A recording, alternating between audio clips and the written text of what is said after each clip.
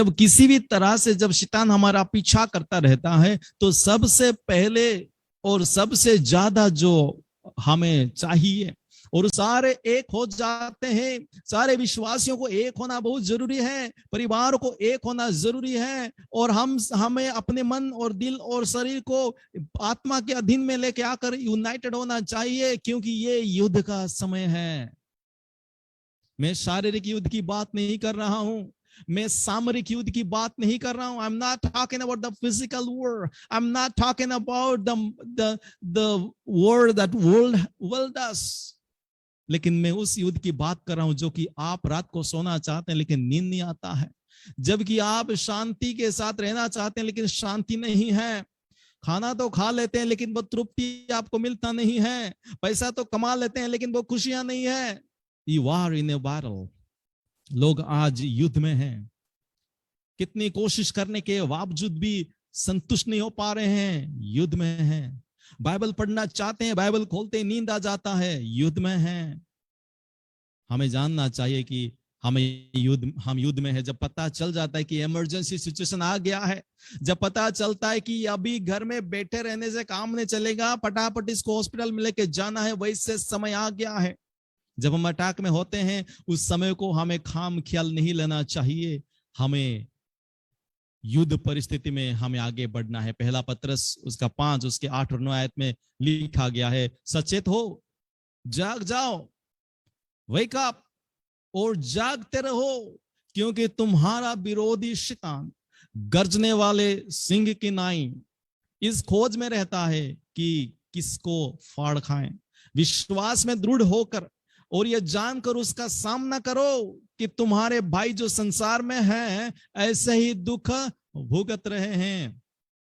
प्रभु कहता है 3 बात, सचेत, जागते रहो और विश्वास में दृढ़ हो जाओ। We are in a battle.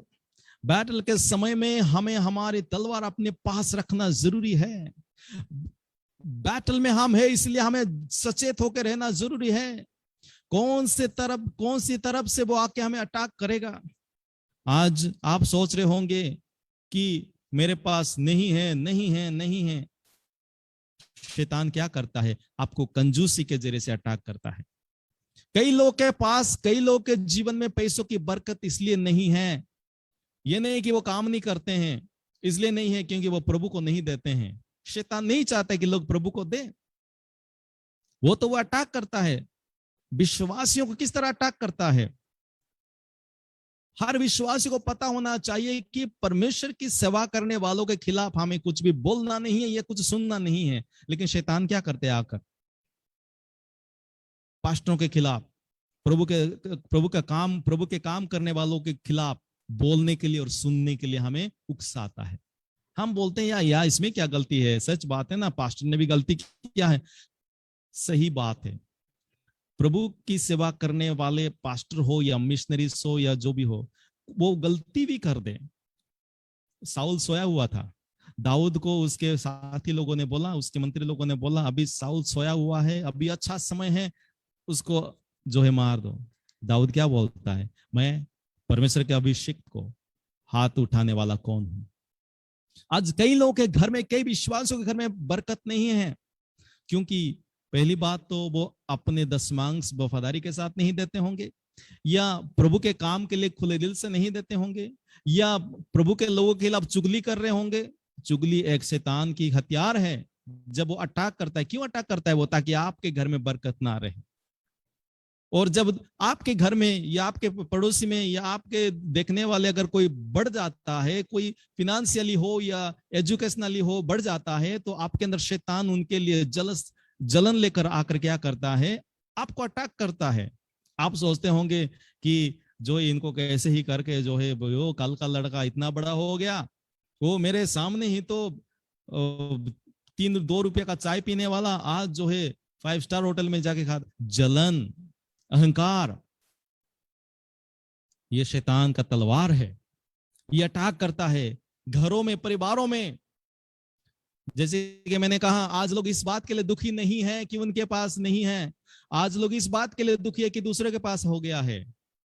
शैतान ऐसे ख्याल लेकर आकर विश्वासियों का अटैक करता है। आज हम सोचते होंगे कि वो तो आता नहीं है, वो तो कोई डरावनी रूप से आता नहीं है, लेकिन ऐसी थोड़ी छोटी बातों से वो आता है और वो शाऊल बन जाता है हमारे जीवन में। और शाऊल बनकर हमें क्या करता है, हमें भगाता रहता है, भगाता, हमारा पीछा करता रहता है, भाग भाग भाग। हमें जानना चाहिए ये युद्ध का समय है। दाऊद को पता चल गया था कि ये सोने का समय नहीं है, ये लाइटली लेने का समय नहीं है, ये चौकस रहने का समय है। तो वो क्या करता है, दूसरी बात जो बहुत ही महत्वपूर्ण है, वो क्या करता है, दाऊद क्या करता है, देखिए 42 भजन संहिता 42 उसका 3 और 4 में क्या करता है, वो कहता है, मेरे आंसू दिन और रात मेरा आहार हुए हैं, और लोग दिन भर मुझसे कसते रहते हैं, कहते रहते हैं तेरा परमेश्वर कहाँ है। मैं भीड़ के संग जाया करता था, मैं जय जयकार और धन्यवाद के साथ उत्सव करने वाली भीड़ के बीच में परमेश्वर के भवन को धीरे जाया करता था। ये स्मरण करके मेरा प्राण शकित हो जाता है। क्या करना चाहिए, दूसरी बात, अपने अंदर अपने ख्याल में जो बातें आ रहा है उन बातों को ना सुनिए, खुद का सुनना बंद करे। हम क्या है, हमारा शरीर है, और उसके बाद हमारा प्राण है और हमारी आत्मा है। हम जब बोर्न अगेन होते हैं, जब हम मसीह में आते हैं, तो हम आत्मा में प्रभु यीशु मसीह को पाते हैं। हमारा प्राण उसका एक्नॉलेज करता है और हमारा शरीर उसके मुताबिक बदलने के लिए हम कोशिश करते हैं। हमारा सोल, हमारा प्राण ऐसा है कि वो बीच में है, वो न्यूट्रल है। शरीर के फीलिंग्स के मुताबिक चलेगा तो आत्मा एक बार भारी हो जाएगा, लेकिन अगर आत्मा मजबूत होगा तो क्या होता है, शरीर को हम बस में लेकर आते हैं। पौलुस कहता है, मैं अपने शरीर को रोज कूटता हूं ताकि मैं पाप ना करूं। जब हम खुद से, हमारे ख्याल से सुनने की कोशिश करते हैं, आप जब बैठते हैं, रिसर्च में बताया गया है, एक दिन में आपके दिमाग के प्लेटफॉर्म पर, जैसे भोपाल का रेलवे प्लेटफॉर्म है, हर सिटीज के प्लेटफॉर्म है, वैसे हमारा दिमाग भी एक प्लेटफॉर्म है। और इस दिमाग के प्लेटफॉर्म में रोज कम से कम 30,000 सोच आते हैं और जाते हैं। आप जब बैठते हैं, सुबह से लेकर कई तरह की सोच आते हैं, कुछ आते हैं चले जाते हैं, कुछ रह जाते हैं।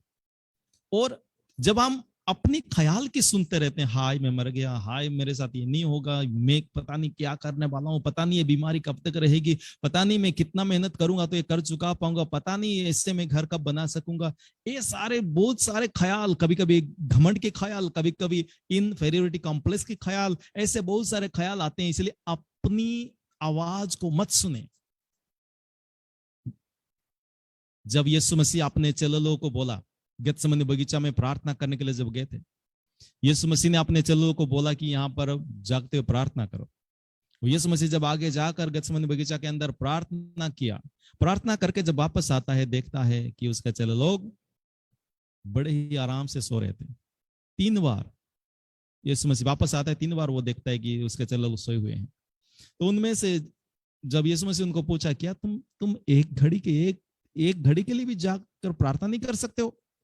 तो उन्होंने क्या कहा, उनका जवाब क्या रहा, हे गुरुवर, आत्मा तो इच्छुक है लेकिन यह शरीर कमजोर है। Spirit is willing but the flash is weak.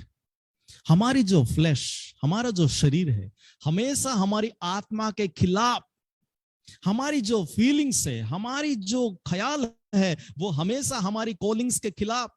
हमारा शरीर एक ऐसा है जो कि हमेशा उसको शैतान इस्तेमाल करता है और हमेशा हमारी आत्मिक कारोबार, आत्मिक जीवन, आत्मिक व्यवस्था, आत्मिक लाइफस्टाइल के खिलाफ ही हमें क्या करता रहता है, उकसाता रहता है, हमें दबाता रहता है। इसलिए हमें कभी भी अपने ख्याल की बात नहीं सुनना चाहिए, हमें अपनी आवाज को नहीं सुनना चाहिए। दुनिया में बोलते हैं listen to yourself. No, we don't have to listen to ourselves.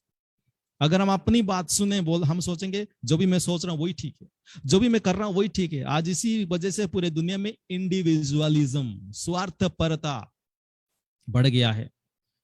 Dawood क्या कहता है, दाऊद देखता है कि उसका शरीर क्या बोल रहा है, कि लोग मुझे पूछ रहे हैं तेरा परमेश्वर कहाँ है। आप जब परेशानी में रहते हैं, आप दुख में रहते हैं, आपका ख्याल बोलेगा इतना साल तो चर्च में जाता था, इतना तो सेवा करता था, अभी परमेश्वर कहाँ है? इतना कमाता है लेकिन सारे जरूरतें पुरानी होता है, बिल्स बढ़ता जाता है, सब कुछ पुरानी होता है, प्रभु कहाँ है? Stop listening to yourself. खुद का सुनना बंद करें। आज कई लोग मुझे जो देख रहे हैं, आप बैठकर खुद की बात ही सुनते रहते हैं, खुद का राजा बन जाते हैं। जो भी आप सोचते हैं बोलते हैं दिस इज राइट। कुछ लोग तो अपनी ख्याल की सुनकर बोलते हैं the spirit of the Lord told me. अपने ख्याल में योजना बना लेते हैं और बोलते हैं मुझे प्रभु ने बोला, प्रभु की आत्मा ने बोला।